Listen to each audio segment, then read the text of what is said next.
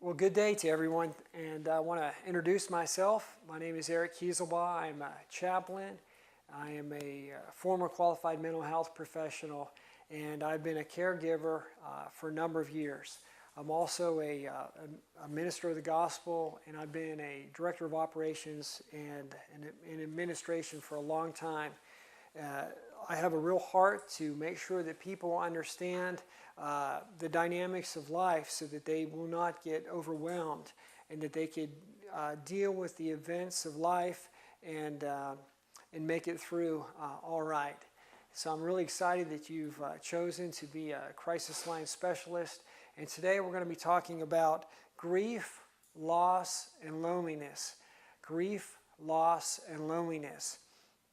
And I want to especially direct your attention to the Crisis Intervention Manual. And this will be what we refer to as we start and as we end our session today.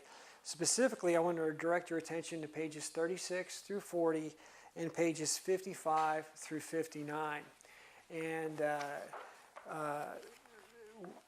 what will happen, of course, is eventually you'll be taking calls by yourself and myself and some of your trainers that you've heard through these sessions will not be there for you, but your manual will, your notes will be with you in any resources that you can refer to, and they'll be helpful to anchor our topic today on loss and loneliness. We want to start with loneliness, and not to be assuming that grief, loss leads to loneliness, or loneliness leads to grief and loss, but we want to just start out right out of the gate by declaring that loneliness is part of the human condition, that we're not always with somebody, that we can all experience loneliness. Loneliness is that sad feeling resulting from a perceived separation of some form. It could be a new college student away from home for the first time, or being separated from a loved one due to a death or a divorce, a relocation. Even the person with a large amount of friends can still feel lonely if cut off from oneself or from one's larger purpose. And I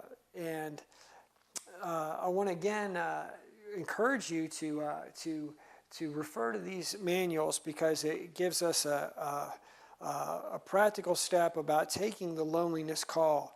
You're helping that caller determine they're safe, looking at the big picture, that you're practicing of the active listening skills and open-ended questions will help the caller understand their current life situation, to see what is causing the loneliness or the perceived feelings of loneliness. We can understand that loneliness is a normal feeling. Grief is normal. So our job is to we can validate or recognize what is normal, and then step in to help that caller explore options to understand their responses. And again, loneliness. A caller that's lonely, they're reaching out. They could be very draining, because they could take a lot of patience, time, and empathy. But it's important that to make sure that, like with all of these topics, that we don't get bogged down. We want somebody to survive and to make it through the lonely periods. I want to especially address, for you as a crisis line specialist, for you to recognize yourself when you go through a lonely period and how you deal with it. The best and most empathetic and the most relevant caregiver or crisis line specialist is one that understands that they've had to address and walk through the same situations as someone else. So how we deal with loneliness is helpful because that'll help us to be rooted and more empathetic for those that call or those that reach out. We can do that by journaling. We can do that by actively thinking through our process so that we can learn from our own loneliness, that we can learn from these valleys that we walk through. What sorts of steps did I take to walk out of this lonely period? What would I have wanted other people to understand about myself when I was going through loneliness, so I in turn can be caring for them?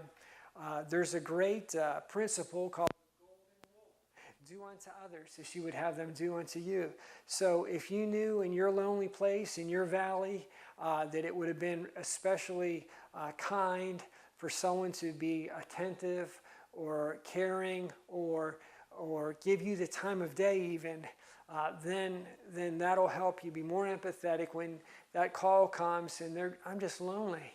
I just having a tough time dealing with this loneliness. And even that exploration about what's causing the loneliness can be very compassionate. This is important to notice what any judgments, frustrations, discomforts, as you process and think through, this is going to help you relate to someone else because they... a lot of times if someone's in a very emotional state, if they're emotional, they're not analytical, are they? If you're angry, you're in your feelings, you're not thinking about the time of day in a very logical thought process. You're very emotional. But if you can process and think through about what has caused the loneliness and your choice is to step out of loneliness and to extend the olive branch or to meet a new person, to get involved with a charitable organization, to join Contact, to become a crisis line specialist. These are positive steps, and they can lead us to empathize with the caller's feelings because we have hearts and feelings of our own, and we don't want anyone to become a casualty to their feelings. That we want them to cope and find happiness, love, and acceptance. I want to especially direct your attention to the exercises that are in this that are in this book. There's some great judgment and empathy exercises that can really help you stay in touch and understand what's going on in your life or what has went on in your life. So in turn, your edge is sharpened, you have your clarity and your focus. There's a great judgment exercise on pages 60 to 62 that I would encourage you on your own as homework to address. Now I'd like to transition to the grief and loss component of our talk today. And that is, in particular, is on page 59. And I'm going to briefly refer to the book, and then I'm going to use the resources that I have developed as a chaplain through our nonprofit organization, Shepherd Care. But starting in our book on page 55, Grief, Death, and Dying. And grief is the conflicting group of human emotions caused by an end or to a change in a familiar pattern of behavior. As the body requires time from a physical injury, they need to heal over time. One's emotional life needs time to recover from a loss. In each person's response to a loss, they're unique. Some of the more common grieving responses are a deep sense of sadness, of course, crying, helplessness, lack of energy, weakness in muscles, mood changes, sensing the loved one's presence, assuming mannerisms or traits of the deceased, needing to talk or remembering things about the deceased, shock, numbness. These are just a few of the many responses to this topic of grief and loss. These are natural and these are normal. It's important to understand that these are normal. But as a telephone crisis specialist, it is important to express what is normal to the caller. That it's not abnormal for them to feel sad and to face these feelings of helplessness or grief. And many times a person who is grieving feels like they're going crazy. It doesn't feel normal because they're so distraught emotionally. As listeners, we need to be willing to hear them cry and allow them to express their feelings. Wrong ways to respond will actually be the close-ended questions or statements or declarations like "don't feel bad," "don't cry," "get over it." These are not appropriate.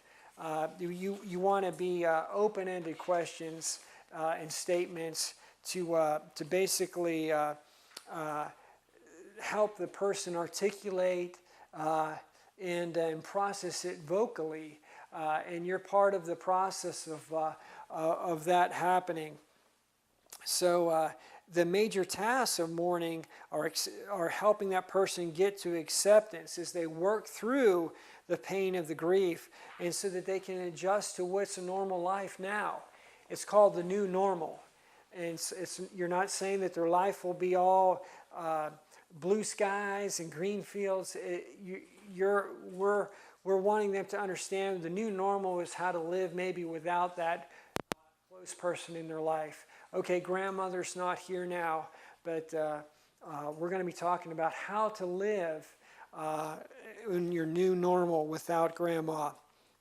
Some causes of a complicated grief: it's when your bereaved was overly dependent, the manner of death of the person passing, if there's just a trauma, something unusual, something just devastating, that sudden or multiple losses, those complicate or compound the grief. And that's, those have to be handled in a different way that actually puts another layer or multiple layers on the grief because they're having to process a lot more. It's hard enough for someone to process the passing of a loved one, of a close family friend, a pet, a child.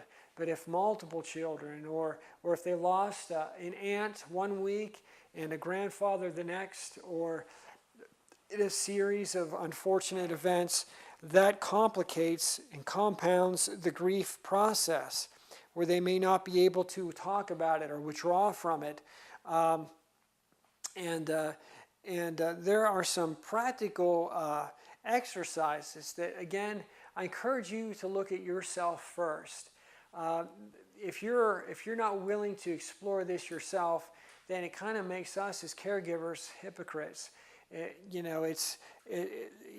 How did we recover from grief? I want to look at myself, not to psychoanalyze myself, but to understand that I got to walk through these grief areas as well, so I can help someone else with. And with that said, I want to now direct your attention to the handouts that I've given you today. We're going to start out with good grief. Good grief. And again, grief is normal. It's in our lives, facing the loss of our loved ones, our co-workers, our customers, our neighbors. That happens to everybody. Grief affects all of us. And how do we navigate through the passage of grief and loss? Here are some tools to help deal with this crisis event. Again, grief is normal. So we want people to be able to express their feelings, but we want them to express them in healthy ways. And that's okay. So we can be positive, and we want them to walk through this grief process so that they can be able to look at the future with hope. Here are some notes. Again, the closer the relationship, the greater the grief. It helps us understand. If you were not very close to your grandmother because maybe you lived in another part of the country and you maybe got a Christmas card, but you weren't very close, but it's quite, and that grandmother passes away, That's quite different than if you live with your grandmother your whole life and she passes away. There's a big void. So again, we have to understand that people deal with grief in different ways. But the closer the relationship, the greater. Grief is especially hard for those that are insecure, dependent, anxious, depressed, or already living under stress. If you already have a lot of stress on your life, then you don't have a lot of maybe emotional margins or buffers to deal with the passing of a loved one. If you're still dealing with the passing of grandmother last month, and now you're faced with the passing of a dear friend, your emotional support structure is not as strong if you already are stressed. So grief can affect your immune system. It can affect your emotional, your physical health, and of course your mental health. And some typical stages of grief which are very significant to understand are denial, anger, bargaining, depression, and acceptance. Denial, anger, bargaining, depression, and acceptance. And I just want to say that these are not necessarily logical steps. That people don't always go from denial to anger or from anger to bargaining. They can go from denial, like this isn't happening to me, to depression in a moment or in a week or in a day. I don't care anymore. Or they can be fine one minute and have some acceptance, and then they'll see something to trigger. Oh, that was Sister Susie's favorite color. Oh, that we ate there last week together, and now she's not here, and that could trigger it. So then they go right into depression again. So if you understand that, we have to understand that grief and loss are not always convenient, are they? We would hope some people can just get over it. Well, just get over it and move on. But they have to work through it. They have to work through these emotions. And we don't want people to get bogged down in any one of these stages of denial. I can't believe this is happening. You know, it's one thing to say that, but if they for the next 3 months, they still pack this guy's lunch like he's still there, then they've gotten bogged down. They've denied that it happened. That's not healthy. Anger, why is this happening to me? We have to understand that grief happens to all of us, and it's not just its intent just for you. It happens to all of us.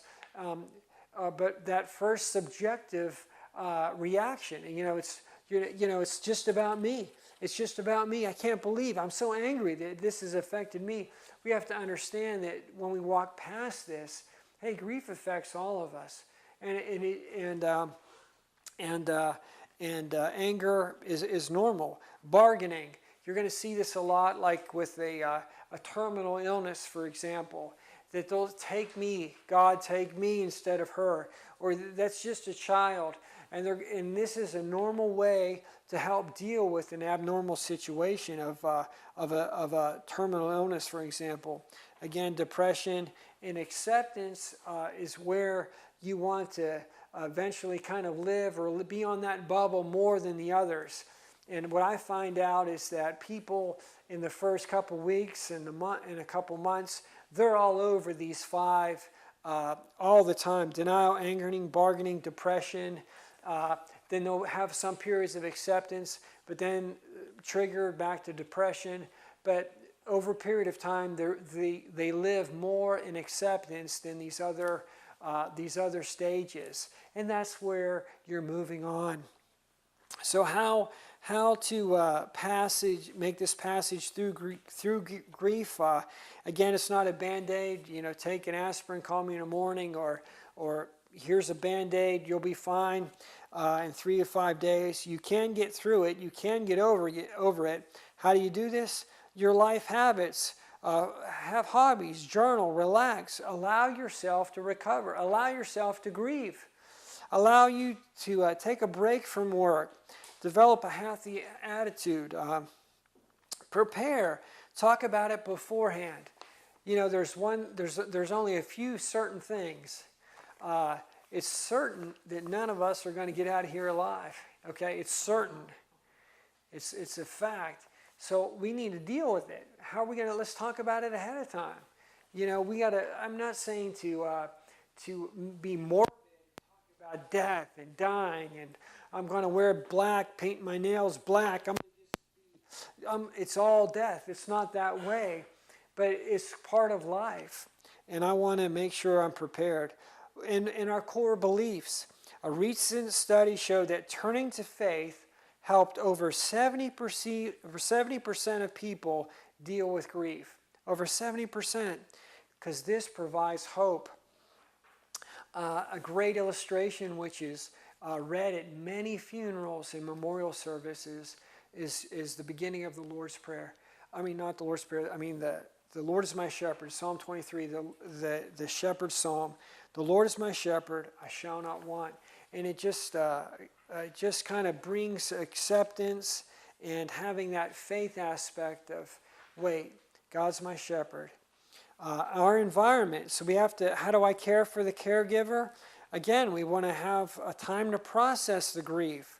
For you, your family, your coworkers, we have to have patience. If someone calls on the phone, we have to have patience. You just can't say, get over it. You know, just get to the acceptance. Or just go, okay, denial, anger, bargaining, depression, that's what this is. You just need to be in acceptance. You'll be fine. But you have to allow the time to process this and have rest and sleep. Maybe support groups that you can socialize, have fellowship. But you can socialize, you have meals, you can listen. But there's a network to monitor your health, and they can be a support. I think that a network of similar people that have been through a similar event, that's why like the cancer groups and hospice and other groups are so valuable because they are a support group. And again, purpose. Once acceptance is realized, then helping others through the grief process can provide further healing for us. What does that mean? That I can comfort someone else with the comfort that I'm given. That is when people live in acceptance. They don't deny that it happened, but they can move on and they can invest the skills, the principles, the care that they themselves have received. And I find that they make the best caregivers because it comes from their life. And that doesn't mean that they have to have a degree, but they have the ability to be compassionate and articulate the care and say, that doesn't mean that you have to identify with everything that your caller has ever been through.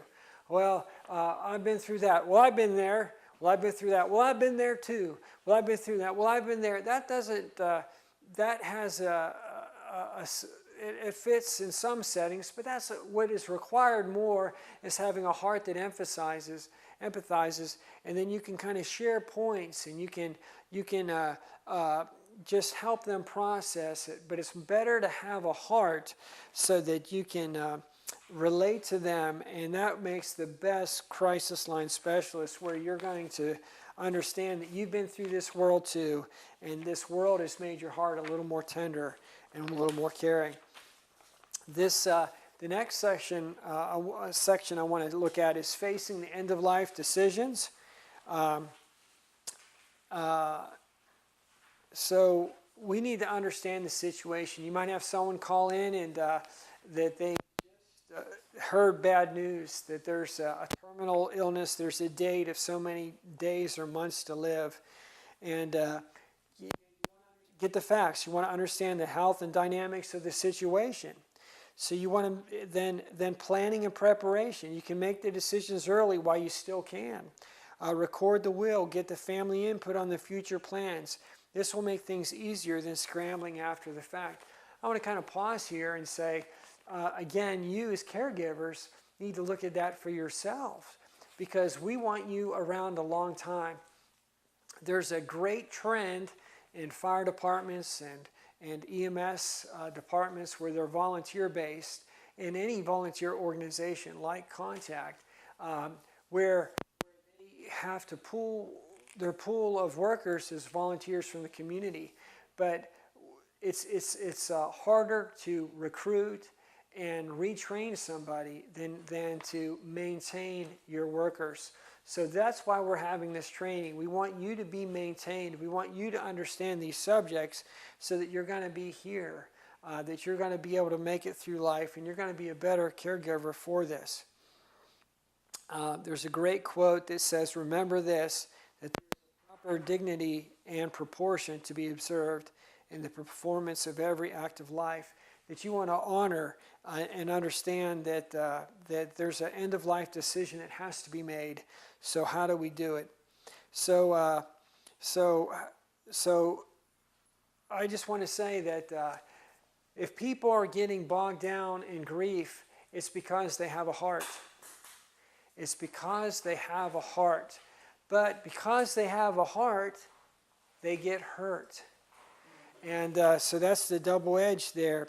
So this is my father and my mother. They have love and compassion, but we have to be careful not to resent the inconvenience of the situation.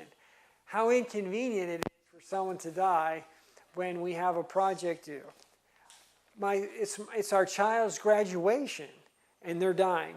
Well, we have to understand that look at the event and not the inconvenience. Be objective in our decision making. Subjective means what is right for me. Objective means getting all the facts and looking at how the situation affects everyone involved. And that is helpful to understand when people are hurting or in a crisis. They're very subjective because they're hurting. It's about me. I'm hurting. I'm not feeling well. But objective is when they can start having some acceptance. They can understand what's going on. And then we want to have realistic expectations. This will help you deal with the good days and bad days. If people understand that anger, denial, bargaining, depression, and acceptance are normal, when they have a day that they're struggling with depression, they understand that that's normal, but there's other days that they know that they were having acceptance. Or there'll be some shorter periods when they're denying or bargaining. They understand that, okay, if things are decreasing, I'm dealing with it better. If they understand that that's normal. Family meetings, physician guidance, and clergy counsel all can provide input. The family can make consensus to help on the decision making. Doctors and nurses and pastors can provide counsel and input. And every person has the right to dignity, so we want to help people transition through the final stages of life in this difficult and delicate situation. Remember, life has to go on. The best way to, I feel, is to memorialize. We talk about memorials, and we want people to go on, and that's why we want to focus on while it remains for us the living. And starting to wrap and getting now to the end of wrapping things up. How do we move on and live after the passing of a loved one? Because we have a heart, we are alive. We have the capacity to feel and to love, but we also have the burden of care and the unfortunate burden of grief and sadness. So the business of living, life has to go on. Life must go on, so step by step, we keep moving forward. The path is not always clear, but as I walk through this passage of grief, I am making progress, that I can look for flowers along the way to stop and smell the roses, and I have a reason to make it. I want to live each day with purpose. I want to honor the life and the memory of my departed loved one. And that is so true many times, where you can honor grandmother so-and-so by how you live your life today. Or if it was a person that wasn't a pleasant person, then you can honor their memory by not being that way. You know, I don't want to be a bitter person, right? I want to be better. I don't want to be a bitter person. I want to live. And I want to prepare for our tomorrows. I want to look forward with hope. Yes, the fading and passing of life will happen, but while we live, it remains for us, the living, to live. In closing, I want to share one one comforting statement. We have the winter seasons of our life that are the times where the trees look bare, and those we would say are the seasons where there's deadness. The trees are not alive. But spring always follows winter. So if you understand that there's normal process through the seasons of life, then you will be rooted in that, and you will be able to take those calls. You don't want to avoid certain types of calls. You don't know what you're going to get. But if you can make sure that your heart's right, then you'll be prepared to understand about grief and loss and loneliness. So lastly, these words to remember: to let not our heart be troubled, that we can understand that there's a purpose, that there's a future, that there's something that's worth living for, and while it remains to us. So in closing, does anyone have any questions? We want to just answer any questions, and then we will wrap up. I was wondering with the 5 stages of grief, is it possible? I mean, I've found in my life, I guess, through what I've gone through in my life, that I kind of stay in a perpetual state of kind of acceptance. I mean, we just had to put a dog to sleep the other day, and my family, my parents, are in a state of, disarray at the moment, you would say, just ultimately very, very grieving. Mm-hmm. And I don't know if it's just never death or affected me, or is it going through recovery in my life and understanding and dealing with things, and I guess the knowledge, as my faith, and knowing that that's the part of life, and knowing that, and studying the Bible has helped. Maybe that has helped me to stay in that state. That's right. These are all ingredients to help someone process and live through that. So that's why it's so important that people get training so that they can not get overwhelmed with their calls, or they can not be casualties. You don't want to be a casualty for what goes on in your life or what goes on in your caller's life and just be knocked out of the game. But yes, a person's faith, person's understanding, the relationship, their perspective about there's a time and a season for everything, and that's normal. These are all things that we can think about, and these are things to think about while we're not grieving. But if we are faced with a challenge where it's someone especially close to home, like for example, a terminal illness of a mother where it really had all hands on deck, and there was some real bad days, and the cancer treatment was causing a bad effect on our body. Those are going to just take you through the ringer. So those are a compound situation, and so really each situation is different. And then the other stresses that are going on in a person's life, they may not have the capacity to deal. Like maybe last year they dealt with the passing of a brother fine, but now it's something not even as close to home, a passing of a cousin or a distant relative, and then it all comes back fresh. So it really it's a matter of the heart. So it affects everyone different. So there is a lot. It's very subjective, but it's important. Again, I want to direct you to some of these empathy exercises to really it kind of prepares you so that you can notice this and be more subjective while you can, because when you're in an emotional event, you can't think analytically. So, but we want you to be prepared for these calls. But the best way to prepare is to think through it now, and that's why we have this training. Anything else? Tracy said something pretty interesting. No, it's not anything. You often feel like,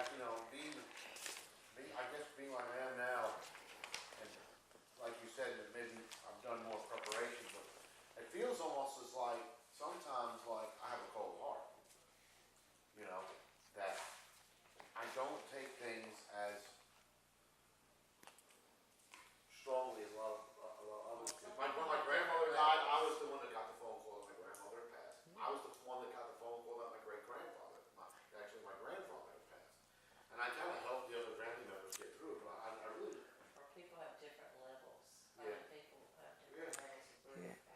So yeah, and you're going to get that with some people that there's higher tolerances of pain. We're all wired different, and so we don't want people to not feel bad because they didn't cry when grandmother passed away when everyone else was a wreck. Do I not have a heart? Well, let's just you want them to understand. Well, they still have to look at these stages, but that doesn't mean that they have to linger on them for weeks. They may just say, this is what happened. How can I, but how can I move on and live? And how in the best way, how can I make my life more meaningful after this eventuality? It says it best when it says in there, what I found was great, is life, death is part of life. That's right. That's correct. Just as birth as much as life, so is death. I think in society, we tend to ignore it until it hits us. One of the things you don't want to really talk about until the time comes when it happens, and then you know what, you're not prepared. Yeah, and If your grandmother and grandfather were they a big part of your life? Absolutely. Yeah, pretty much, yeah. well, yeah, and again, so we don't want to be morbid, but if you can prepare yourself while you have the capacity to process it, then you'll be better off than when the event happens. But grief calls are common in helping people and in the workplace and in the homes and in the community deal with that. That's the job of the crisis line specialist. All right. Well, thank you for your time, and again, direct your attention back to your training to sustain you when we're not here. Thank you.